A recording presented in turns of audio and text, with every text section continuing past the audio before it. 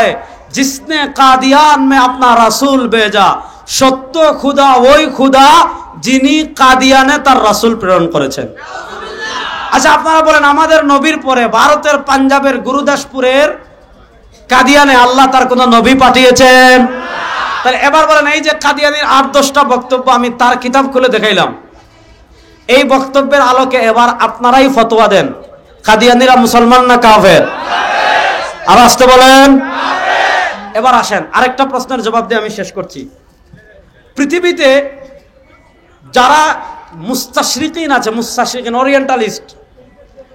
ওরিয়েন্টালিস্টরা বর্তমানে এই ফিতনাগুলোকে সহজ করার জন্য, যেমন তারা যারা খ্রিস্টান আছে তাদের নাম দিয়েছে ঈসাই মুসলিম, যারা কাদিয়ানি আছে তাদেরকে নাম দিয়েছে আহমদিয়া মুসলিম।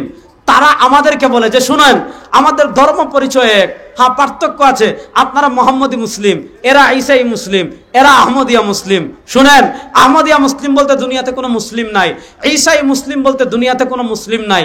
মিল্লাত আবিকুম ইব্রাহিম হুয়া সাম্মাকুমুল মুসলিমিন, যারা সরওয়ার দু আলমের রিসালাতকে স্বীকার করবে, যারা সরওয়ার দু আলম সাল্লাল্লাহু আলাইহি ওয়াসাল্লামের খতমে নবুয়তকে স্বীকার করবে, তারাই হবে সরওয়ার দু আলমের উম্মত। ঈসাই মুসলিম বলতে দুনিয়াতে কোনো মুসলমান নাই, কাদিম আহমদিয়া মুসলিম বলতে দুনিয়াতে কোনো মুসলমান নাই। এরা সব পাল্টাবাজি এবং এরা সবাই কাফের, এতে কোনো সন্দেহ নাই। দেখেন বাংলাদেশে আমাদের আকাবিররা, ইমামুল আসার আল্লামা আনোয়ার শাহ কাশ্মীরি রহিমাহুল্লাহ। আমি আরেকটা কথা বলি, তো কাদিয়ানির একটা দাবি ছিল যে সে হইল মুহাম্মদ, সে হইল রাসূল। তার আরেকটা পরিচয় হলো, দেখেন এই যে দেখেন এখানে তার বইয়ে লিখেছে হযরত মির্জা গোলাম আহমদ কাদিয়ানী, তার পরিচয় কি? মাসিহে মওউদ ও মাহদি মওউদ আলাইহিস সালাম। তারা বলবে আমরা তাকে নবী মানি না, অথচ আমি দেখাইছি যে তারা বলে মোহাম্মদ মানি, আল্লাহ মেরা নাম মোহাম্মদ রাখা, তারা মোহাম্মদ মানি গোলাম আহমদকে বলে। তারা আরেকটা বলে যে কাদিয়ানী মাসিহে মওউদ, কাদিয়া যেমন এখানে লিখছে মাসিহে মওউদ মানে কাদিয়ানী প্রতিশ্রুত মাসিহ। প্রতিশ্রুত মাসিহ মানে কি? কিয়ামতের মৌলিক আলামতের একটা আলামত নুজুলে ঈসা। ঈসা আলাইহিস সালাম দুনিয়াতে আসবেন, দুনিয়াতে আসবেন। ঈসা আলাইহিস সালাম দুনিয়াতে আসবেন, এটা খতমে নবুয়তের জন্য প্রতিবন্ধক না। এই ব্যাপারে আপনার বিস্তারিত ইমামুল আসর আল্লামা কাশ্মীরি রহিমাহুল্লাহর কিতাব আছে আত-তাসরিহ বিমা তাওয়াতারা ফি নুজুলিল মাসিহ, ওখানে মাদ্রাসার ছাত্ররা পড়বেন পাবেন। মুফতি শফি রহিমাহুল্লাহর কিতাব আছে মসিহ মওউদ কি পেহচান। ওই যে সিরিয়ার বাবে লুদ্দে, দিমাশকের বাবে লুদ্দে আল মালহামাতুল কুবরা, ইহুদিদের সাথে চূড়ান্ত যুদ্ধ করার জন্য দিমাশকের সবুজ গম্বুজে ঈসা আলাইহিস সালাম আসমান থেকে আসবেন। গোলাম আহমদ কাদিয়ানী বলেছে ওই যে কিয়ামতের আগে যে ঈসা দুনিয়াতে আসবে, সে বলেছে ওই ঈসা হইলাম আমি। এবার আমি খুব সহজে ৩-৪টা পার্থক্য দেখাই। হযরতে ঈসা আলাইহিস সালাতু ওয়াস সালাম তার বাপ নাই, তার বাপ ঈসা ইসলামের বাপ ছিল নাই। কাদিয়ানের বাপ আছে না নাই? আছে। ঈসা আলাইহিস সালামের মায়ের নাম মারিয়াম। ঈসা আলাইহিস সালামের মায়ের নাম বলেন না, ঈসা আলাইহিস সালামের মায়ের নাম কি? কাদিয়ানির মায়ের নাম চেরাগ বিবি। বলেন কাদিয়ানির মায়ের নাম কি? ঈসা আলাইহিস সালাম নামবেন কোথা থেকে? আসমান থেকে। ঈসা আলাইহিস সালাম নামবেন কোথা থেকে? এবার বলেন কাদিয়ানি আসমান থেকে নামছে না তার মার পেট থেকে বের হয়েছে? ঈসা আলাইহিস সালাম দুনিয়াতে এসে আল মালহামাতুল কুবরা বাবে লুদ্দে দাজ্জালের সাথে চূড়ান্ত যুদ্ধ করবেন, দাজ্জালকে হত্যা করবেন, দুনিয়াতে খেলাফত 40 বছর প্রতিষ্ঠা করবেন, মদিনায় ইন্তেকাল করবেন। নবী করিম ইসলাম আবু বকর ওমর রাদিয়াল্লাহু তাআলা আনহুর কবরের পাশে আরেকটা খালি জায়গা আছে যেখানে ঈসা আলাইহিস সালামকে ইন্তেকাল করা হবে। এবার আপনি এই আলামতগুলো মিলান। এই কাশ্মীরি রহিমাহুল্লাহ তাসরিহ বিমা তাওয়াতারা ফি নুজুলিল মাসিহে প্রায় 150টার মতো হাদিস জমা করে ঈসা আলাইহিস সালাম এবং কাদিয়ানির পার্থক্য দেখিয়েছেন। মুফতি মুহাম্মদ শফি রহিমাহুল্লাহ তার জাওয়াহিরুল ফিকহের প্রথম খণ্ডে একটা রিসালা লিখেছেন মাসিহ মওউদ কি পহচান, প্রতিশ্রুত মাসিহের পরিচয়। সেখানে তিনি নকশা করে কাদিয়ানি এবং প্রতিশ্রুত মাসিহের ভিতর কি পরিমাণ পার্থক্য আছে সেটা তিনি দেখিয়েছেন। এবং হযরত মুফতি শফি সাহেব রাহমাতুল্লাহ আলাইহি আরেকটা রিসালা লিখেছেন দাওয়িয়ে মির্জা, এটা জাওয়াহিরুল ফিকহের প্রথম খণ্ড পাবেন। দাওয়িয়ে মির্জা মানে গোলাম আহমদ কাদিয়ানী শুধু এক কারণে কাফির না, গোলাম আহমদ কাদিয়ানী কাফের হওয়ার কারণ হলো 49টা, 49টা। কয়টা? 49টা কারণে, তার কোরআন সুন্নাহ বিবর্জিত 49টা দাবির কারণে কাদিয়ানীরা কাফের। সুতরাং আমাদের মুরব্বীরা, আমাদের আকাবিররা, তাদের সবার প্রাণের একটা দাবি ছিল যে পাকিস্তানে পৃথিবীর প্রায় 30-এর অধিক রাষ্ট্রে কাদিয়ানিকে যেমন রাষ্ট্রীয়ভাবে অমুসলিম ঘোষণা করা হয়েছে, আমাদের বাংলাদেশে তারা থাকুক, আমাদের কোনো আপত্তি নাই। এই রাষ্ট্রে হিন্দু আছে, বৌদ্ধ আছে, ইহুদি আছে, খ্রিস্টান আছে, সবাই যার যার পরিচয় নিয়ে থাকে। হিন্দুরা তাদের হিন্দু পরিচয় পূজা করে, খ্রিস্টানরা তাদের খ্রিস্টান পরিচয় ক্রিসমাস ডে পালন করে, বৌদ্ধরা তাদের বৌদ্ধ পরিচয় বৌদ্ধ পূর্ণিমা করে, কাদিয়ানিরা কাফের পরিচয় ইস্তেমান আসমান করুক, আমাদের কোনো আপত্তি নাই। কিন্তু সরলমানা মুসলমানদেরকে মুসলমান পরিচয়ে, সরওয়ারে দু আলমের উম্মত পরিচয়ে ইস্তেমা করবে, আর বাংলাদেশে যারা মসজিদ বানিয়ে ফেলবে, স্বৈরাচার বাংলাদেশ থেকে বিদায় নিয়ে নিয়েছে, আল্লাহ নবীর সবচেয়ে জঘন্য দুশমন কাদিয়ানিদেরকে বাংলাদেশে মুসলমান পরিচয়ে আর 1 ইঞ্চি ছাড় আমরা দেব না ইনশাআল্লাহ।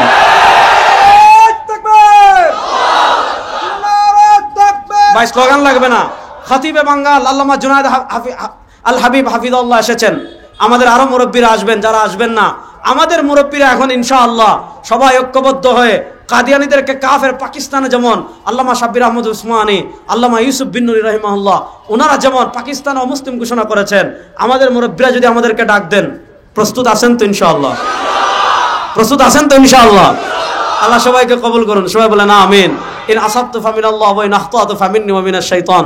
সুবহানাকাল্লাহুম্মা বিহামদিকা আশহাদু আল্লা ইলাহা ইল্লা আনতা আস্তাগফিরুকা ওয়া আতুবু ইলাইক।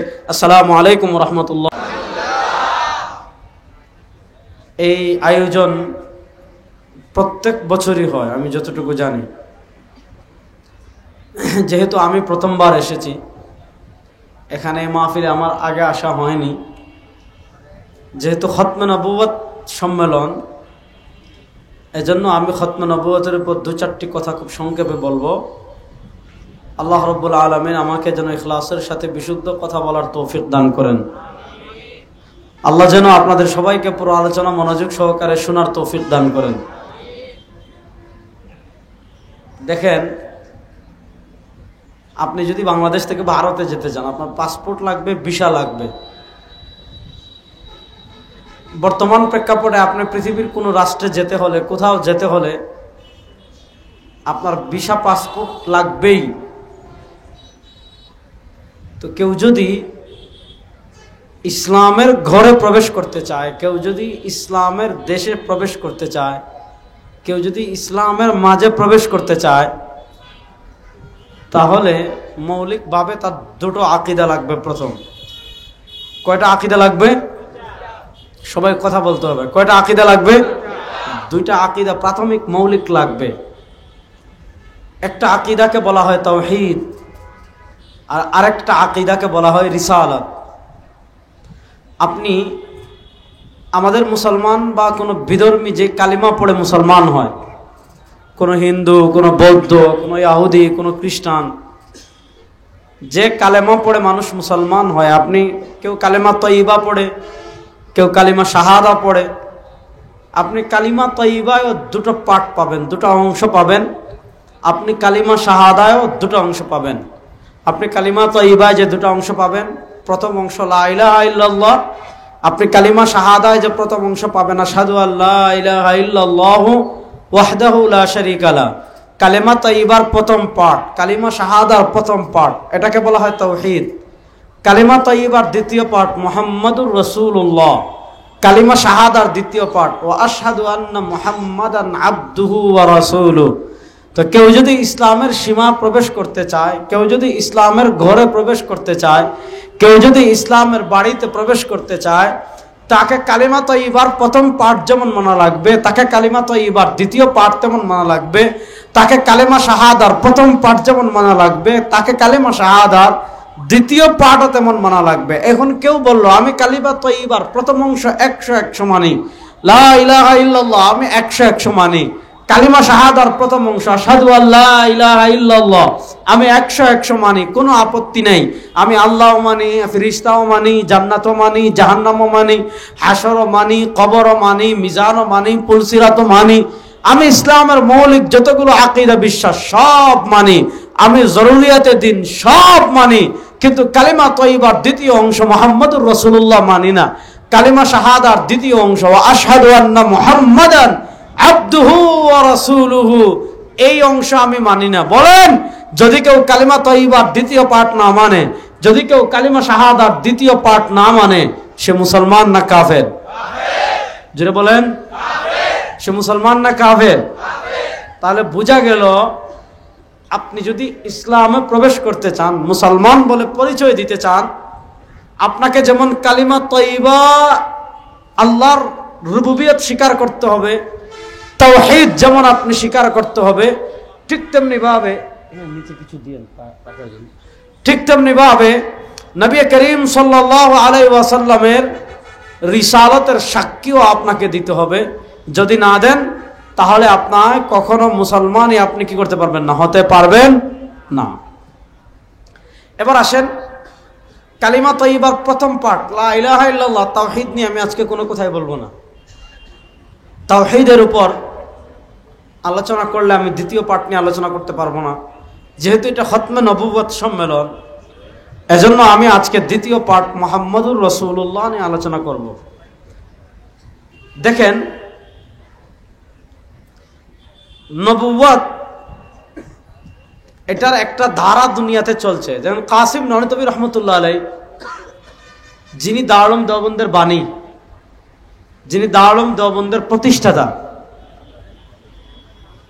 তিনি একটা কিতাব লিখেছেন যে কিতাবের নাম তাহযীরুন নাস মিন ইনকারি আসার ইবনে আব্বাস।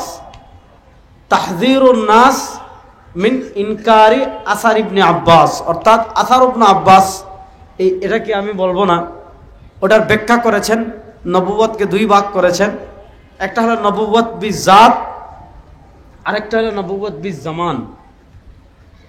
নবুয়ত বিজাত কি, নবুয়ত বিল মাকান কি, সেটার ব্যাখ্যা আমি পরে করব।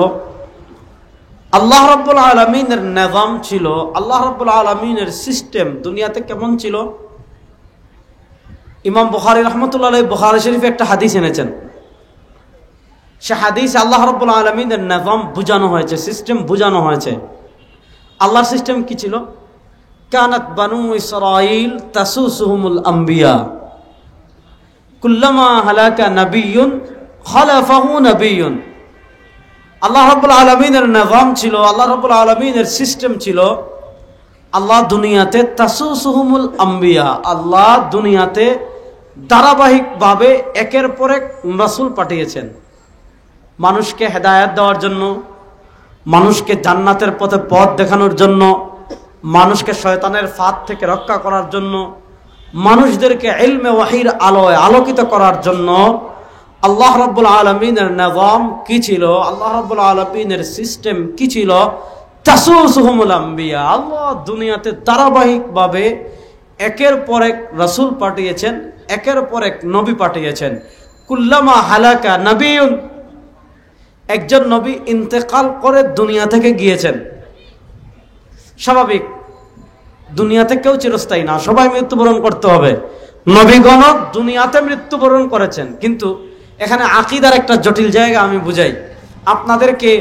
এই কিছু মানুষ আছে বিভ্রান্ত করে আকীদার নামে, তারা বলবে নবী মরা, তারা বলবে নবী কবরে মরে পড়ে আছেন, তারা বলবে নবী কবরে জীবিত না। শুনেন, নবী করিম সাল্লাল্লাহু আলাইহি ওয়াসাল্লাম আমাদের নবী সহ ঈসা আলাইহিস সালাম ছাড়া অন্যান্য নবীগণ দুনিয়াতে তারা ইন্তেকাল করেছেন, কিন্তু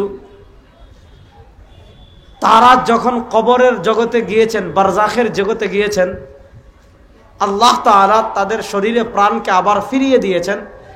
এজন্য আহলুস সুন্নাহ ওয়াল জামাআতের আকীদা হলো নবীগণ কবরে জিন্দা। বলেন নবীগণ কবরে, বলেন না, জুড়ে বলেন নবীগণ কবরে, সবাই বলেন নবীগণ কবরে জিন্দা। এটা নিয়ে আপনি ইমাম বাইহাকী রাহিমাহুল্লাহর কিতাব আছে হায়াতুল আম্বিয়া, এই নামে। বাইহাকী রাহিমাহুল্লাহ আজ থেকে 1000 বছর আগের মানুষ, 454 হিজরিতে তিনি ইন্তেকাল করেছেন। ইমাম বাইহাকী রাহিমাহুল্লাহ আজ থেকে প্রায় 1000 বছর আগে ইমাম বাইহাকী রাহিমাহুল্লাহ এই ব্যাপারে এই নামে স্বতন্ত্র কিতাবই লিখেছেন, হায়াতুল আম্বিয়া নামে। আমাদের উপমহাদেশের একজন দার্শনিক বড় আলেম ছিলেন আল্লামা মনজুর নোমানী রাহিমাহুল্লাহ। আমাদের এই উপমহাদেশে একটা ফিরকা ছিল, যে ফিরকার নাম হলো আগাখানি ফিরকা। মুফতি শফি রাহিমাহুল্লাহ তার জাওয়াহিরুল ফিকহের প্রথম খণ্ডে পাবেন হুকমুত তাহানি ফির রাদ্দি আলাল আগাখানি। এরকম আগাখানি ফিরকার কি করেছেন, খণ্ডন করেছেন মুফতি শফি রাহিমাহুল্লাহ। ওই আমাদের উপমহাদেশে একটা ফিরকা ছিল আগাখানি ফিরকা। ওই আগাখানি ফিরকারা আমাদের উপমহাদেশে এই আকিদাগুলো ছড়িয়েছিল। কি আকিদা? যে নবী কবরে মরে পচে হাড্ডি হয়ে গেছেন। নাউজুবিল্লাহ, জুড়ে বলেন। তখন মুফতি হযরত মাওলানা মনজুর নোমানী রাহিমাহুল্লাহ একটা কিতাব লিখেছেন, যে কিতাবের নাম হলো মাসআলাতু হায়াতিন নবী। মাওলানা মনজুর নোমানী রাহিমাহুল্লাহ একটা কিতাব লিখেছেন, যে কিতাবের নাম হলো মাসআলাতু হায়াতিন নবী। ওই সকল কিতাবে বিস্তারিত আলোচনা আছে, সেদিকে আমি যাচ্ছি না।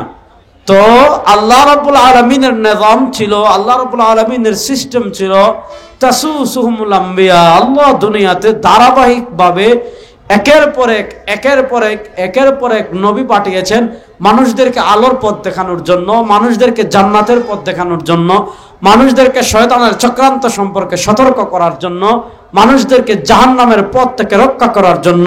তো এটা আল্লাহ 1 2 3 4 নবী পাঠিয়ে ক্লান্ত হননি। আল্লাহ কেমনে পাঠিয়েছেন? কুল্লামা হালাকা নবিয়্যুন খালাফাহু নবিয়্যুন। একজন নবী ইন্তেকাল করে দুনিয়া থেকে গিয়েছেন, আল্লাহ আরেকজন পাঠিয়েছেন, তিনি গিয়েছেন, আল্লাহ আরেকজন পাঠিয়েছেন, তিনি গিয়েছেন, আল্লাহ আরেকজন পাঠিয়েছেন, তিনি গিয়েছেন, আল্লাহ আরেকজন পাঠিয়েছেন। এভাবে আল্লাহ রাব্বুল ইজ্জত ওয়াল জালালের নিজাম ছিল। আদম থেকে নিয়ে আমাদের নবী পর্যন্ত আল্লাহর সিস্টেম ছিল, আল্লাহর পদ্ধতি ছিল। আল্লাহ একের পর এক নবী পাঠিয়েছেন, আল্লাহ একের পর এক রাসূল পাঠিয়েছেন। একজন গিয়েছেন, আল্লাহ আরেকজন পাঠিয়েছেন, তিনি গিয়েছেন, আল্লাহ আরেকজন পাঠিয়েছেন। এই ধারাবাহিকতা আদম থেকে শুরু হয়েছে। আমাদের নবী করিম সাল্লাল্লাহু আলাইহি ওয়াসাল্লামকে পাঠিয়ে আল্লাহ নিজে কোরআনে বলছেন, শুনো মা কানা মুহাম্মাদুন আবা আহাদিম মিন রিজালিকুম। মুহাম্মদ সাল্লাল্লাহু আলাইহি ওয়াসাল্লাম ঔরসগতভাবে, জন্মগতভাবে তোমাদের কারো পিতা না। তার পরিচয় কি? ওয়ালাকির রাসূলুল্লাহ। তার 1 নম্বর পরিচয় তিনি আল্লাহর রাসূল। তার আরেকটা পরিচয়, ওই যে আল্লাহ ধারাবাহিকভাবে নবীর ধারাবাহিকতা শুরু করেছিলেন। আল্লাহ বলেন ওয়া খাতামান নবিয়্যিন। আমার নবীর মাধ্যমে দুনিয়াতে ওই যে ধারাবাহিক যে সিস্টেম শুরু ছিল, একজনের পরে আরেকজন, আরেকজনের পরে আরেকজন, আরেকজনের পর আরেকজন, আমাদের নবী করিম সাল্লাল্লাহু আলাইহি ওয়াসাল্লামের মাধ্যমে সেই ধারার পরিসমাপ্তি ঘটেছে। আমার নবী পাঠিয়ে আল্লাহ বলেছেন ওয়া খাতামান নবিয়্যিন। সেই ধারাবাহিকতার তিনি শেষ নবী। তারপরে দুনিয়াতে আর কোন নবী আসবেন না? রাস্তে বলেন, আর কোন নবী আসবেন? নবী করিম সাল্লাল্লাহু আলাইহি ওয়াসাল্লাম সহিহ বুখারীর হাদিসে খুব সুন্দর করে উপমা দিয়ে ব্যাপারটা বুঝিয়েছেন, চমৎকার উপমা দিয়ে বুঝিয়েছেন। কেমনে বুঝিয়েছেন? নবী করিম সাল্লাল্লাহু আলাইহি ওয়াসাল্লাম বলেন, আমার উম্মতেরা শোনো, ইন্না মাসালি ওয়া মাসালাল আম্বিয়া মিন ক্বাবলি। রাসূলুল্লাহ সাল্লাল্লাহু আলাইহি ওয়াসাল্লাম বলেন, নিশ্চয়ই আমার উপমা ওয়া মাসালাল আম্বিয়া মিন ক্বাবলি, আল্লাহ আমার পূর্বে দুনিয়াতে যত নবী পাঠিয়েছেন, আল্লাহ আমার পূর্বে দুনিয়াতে যত রাসূল পাঠিয়েছেন, তাদের উপমা কার মতো? কামাসালি রাজুলিন, ওই ব্যক্তির মতো, বানা বাইতাহু, বড় সুন্দর একটা ঘর বানাইছে। আপনারা দেখেছেন আমাদের পুরান ঢাকায় আহসান মঞ্জিল আছে। মানুষ বাংলাদেশের নানা জায়গা থেকে পিকনিক করে আহসান মঞ্জিল দেখতে আসে, একটা ঐতিহাসিক জায়গা। আমাদের সিলেটে একজনে কাজী ক্যাসেল বানিয়েছে, অনেক চমৎকার, অনেক টাকা খরচ করে মানুষ ওই বাড়ি দেখতে যায়। নবী করিম সাল্লাল্লাহু আলাইহি ওয়াসাল্লাম বলেন, নিশ্চয়ই আমার উপমা ইন্না মাসালি ওয়া মাসালাল আম্বিয়া মিন ক্বাবলি, নিশ্চয়ই আমার উপমা আর আমার পূর্বে আল্লাহ দুনিয়াতে যত নবী পাঠিয়েছেন, যত রাসূল পাঠিয়েছেন, তাদের উপমা কার মতো জানো? কামাসালি রাজুলিন, ওই ব্যক্তির মতো, বানা বাইতাহু, বড় সুন্দর ঘর বানিয়েছে, ফা আহসানাহু, অত্যন্ত সুন্দর ঘর, ওয়া আজমালাহু, অত্যন্ত চমৎকার ঘর। তবে কি করেছে জানেন? ইল্লা মাওযিআ লাবিনা, যখন ছাদ বানিয়েছে, ছাদের মধ্যে বা দেওয়ালের মধ্যে একটা ইটের পরিমাণ জায়গা খালি রেখেছে। এত সুন্দর ঘর, এত দামি ছাদ, দুনিয়ার সবচেয়ে দামি ইট ব্যবহার করেছে, দুনিয়ার সবচেয়ে দামি সিমেন্ট ব্যবহার করেছে, এত সুন্দর ঘর বানিয়েছে। পুরা ঢাকা শহরে যাত্রাবাড়ি, রায়েরবাগ, শনিরাকড়া, মতুয়াইল, সায়দাবাদ, তারপর মতিঝিল, সাইনবোর্ড, এরপর হইলো মৌচাক, মাদারীনগর, কাশপুর, মদনপুর, মানে এই পুরা এলাকায় এরকম বাড়ি নাই। মানুষ পিকনিক করে দেখতে আসে বাড়ি, এত সুন্দর বাড়ি বানাইছে। কিন্তু ওই যে একটা ইটের জায়গা খালি আছে না, মানুষ ফাজা আন্নাস ইয়াতুফুন, মানুষ এসে তওয়াফ করে ঘুরে দেখে কেমনে বানাইলো এত সুন্দর। ওয়ায়াজাবুন, অবাক হয়, আশ্চর্য হয়, এত সুন্দর ঘর কেমনে বানাইলো, এত চমৎকার ঘর কেমনে বানাইলো, এত ভালো ঘর কেমনে বানাইলো। ওয়ায়াজাবুন, আশ্চর্য হয়। আর যখন ছাদ দেখে যে ছাদের মধ্যে একটা ইটের জায়গা খালি, এখন বৃষ্টি হলে এদিক দিয়ে পানি পড়ে, রোদ উঠলে রোদ ঢুকে, কুয়াশা পড়ে, আপনার বাতাস দিলে ধুলা ঢুকে, মানুষ বলে এত সুন্দর ঘর বানাইলো, হাল্লাহিনা, এত সুন্দর ঘর বানাইলো, একটা ইটের জায়গা খালি রাখলো কেন? যদি পুরো করে দিত, এই একটা ইটের পরিমাণ জায়গা যদি খালি না রাখতো তো ঘরটা পূর্ণ হয়ে যেত। হাল্লাহিনা, এত সুন্দর ঘর বানাইলো, এত সুন্দর বিল্ডিং বানাইলো, এত সুন্দর বাড়ি বানাইলো, একটা ইটের জায়গা খালি রাখলো কেন? হাল্লাহিনা, যদি ওই ইটের জায়গা পূর্ণ করে দিত ঘরটা সুন্দর হয়ে যেত। নবী করিম সাল্লাল্লাহু আলাইহি ওয়াসাল্লাম উদাহরণ দিয়ে বলেন, আনা হাযিহিল লাবিনা আনা খাতামুন নবিয়্যিন লা নাবিয়্যা বাদি। শুনেন, নবুয়তের উপমা হইল ওই ব্যক্তির ঘরের মতো। এই ব্যক্তি ঘরের দেয়াল বানাতে একটার পর একটা ইট লাগিয়েছে, একটার পর একটা ইট সংযুক্ত করেছে। নবী করিম সাল্লাল্লাহু আলাইহি ওয়াসাল্লাম বলেন, নবুয়তের ঘরের উপমা এরকম। নবুয়তের ঘরের প্রথম ইট ছিলেন বাবা আদম, প্রথম নবী, প্রথম মানুষ আদম, তিনি ছিলেন নবুয়তের ঘরের প্রথম ইট। এরপর তাসুসুহুমুল আম্বিয়া, আল্লাহ ধারাবাহিকভাবে একের পর এক নবী পাঠিয়েছেন, আল্লাহ ধারাবাহিকভাবে একের পর এক রাসূল পাঠিয়েছেন। একজন নবী গিয়েছেন, আরেকজন আসছেন, নবুয়তের ঘরে আরেকটা ইট লেগেছে, আরেকজন এসেছেন, নবুয়তের ঘরে আরেকটা ইট লেগেছে, আরেকজন এসেছেন, নবুয়তের ঘরে আরেকটা ইট লেগেছে, আরেকজন এসেছেন, নবুয়তের ঘরে আরেকটা ইট লেগেছে, আরেকজন নবী এসেছেন, নবুয়তের ঘরে আরেকটা ইট লেগেছে। দেখা যাচ্ছে ওই ব্যক্তির ঘরে যেমন একটা ইটের জায়গা খালি ছিল, একটা ইট পূর্ণ করে ফেললে যেমন ওই ব্যক্তির ছাদে বা দেয়ালে আর ইট লাগানোর কোনো সুযোগ নাই।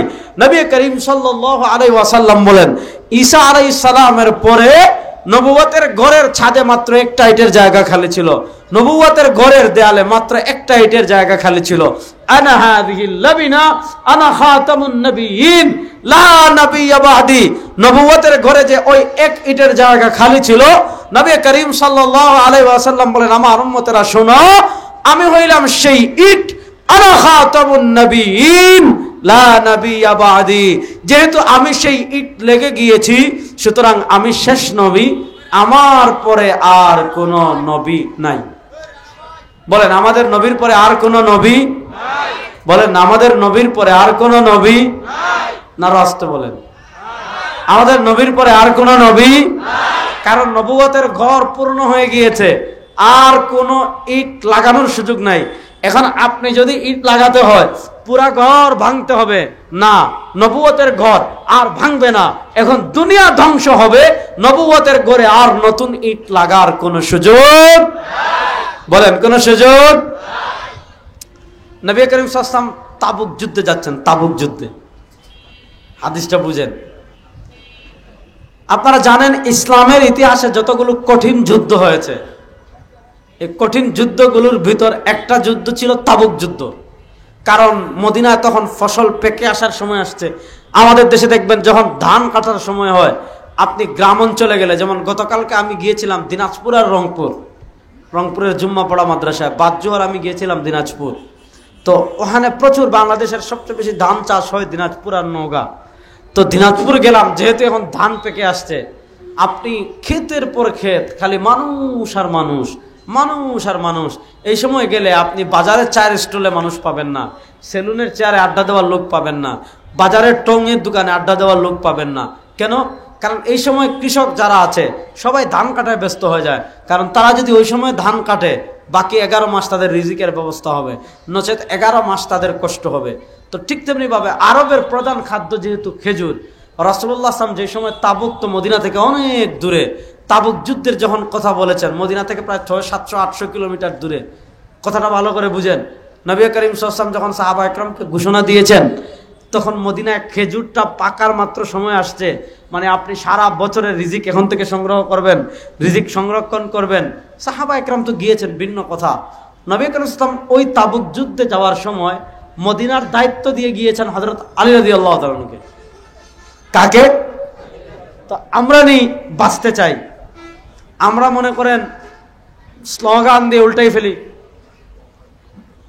ইসলামের শত্রুরা হুঁশিয়ার সাবধান, এক এক অ্যাকশন, ডাইরেক্ট অ্যাকশন। কিন্তু দেখা গেল যদি একটা ককটেল ফুটে আমরা আর কেউ নাই। যাক, এটা অবশ্য বাংলাদেশি মানুষ ভেঙ্গে দিয়েছে। জুলাই আগস্টে যা করে দেখাইছে, দেখা যাচ্ছে একজনের পর একজন লাশ পড়ছে, কিন্তু মানুষ রাস্তা ছাড়ে নাই। আপনাদের এই রোড তো, আমি তো ওই রোডে থাকি, কিন্তু আমি আসছি এই রোডে। অবশ্য এই রোড তো গাজা হয়ে গেছিল। গাজায় যেমন কিছুক্ষণ পর পর ইসরায়েলি হেলিকপ্টার আসে,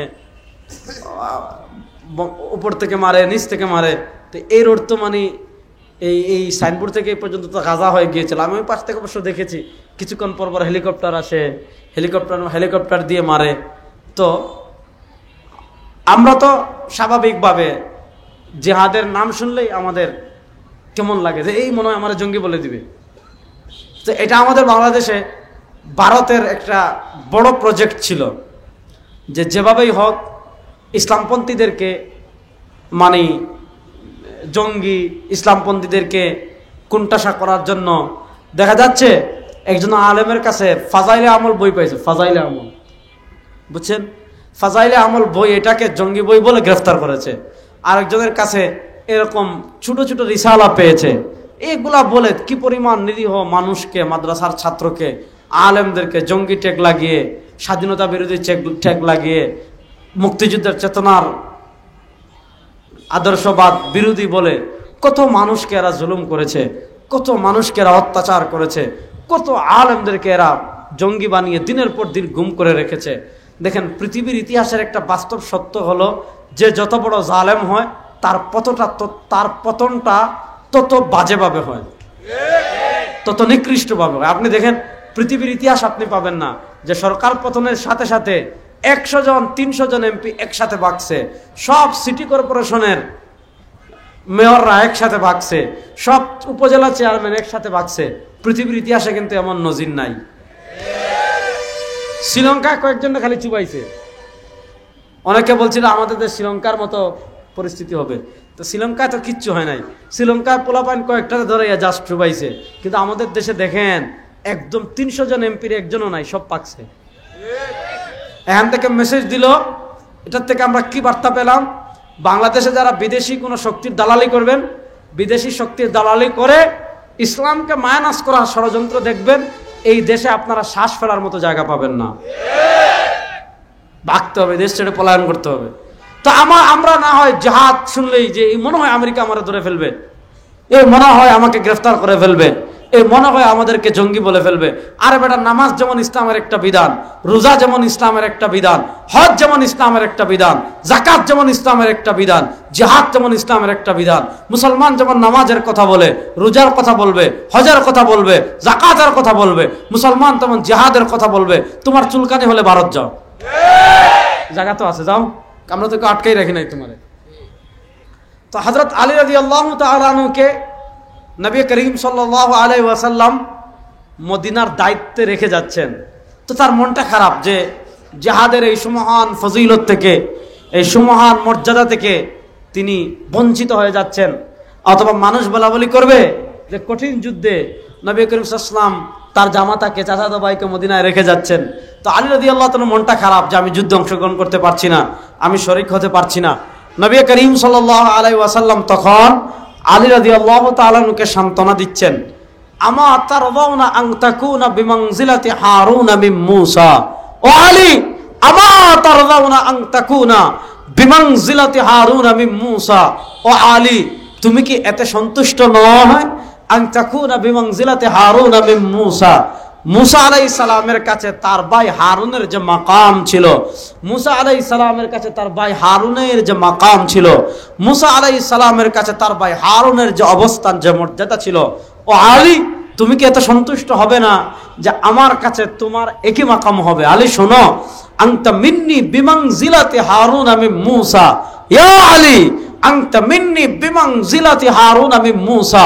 ও আলী শোনো, আমার কাছে তোমার মাকাম হলো, আমার কাছে তোমার অবস্থান হলো মূসার কাছে হারুনের যে মাকাম ছিল, মূসার কাছে হারুনের যে অবস্থান ছিল। মূসা আলাইহিস সালাম ছোটবেলায় ফেরাউনের ঘরে পরীক্ষার সম্মুখীন হয়েছিলেন, যার কারণে তার জিহ্বা পড়ে গিয়েছিল, ঠোঁট পড়ে গিয়েছিল, তার কথার ভিতরে জড়তা ছিল।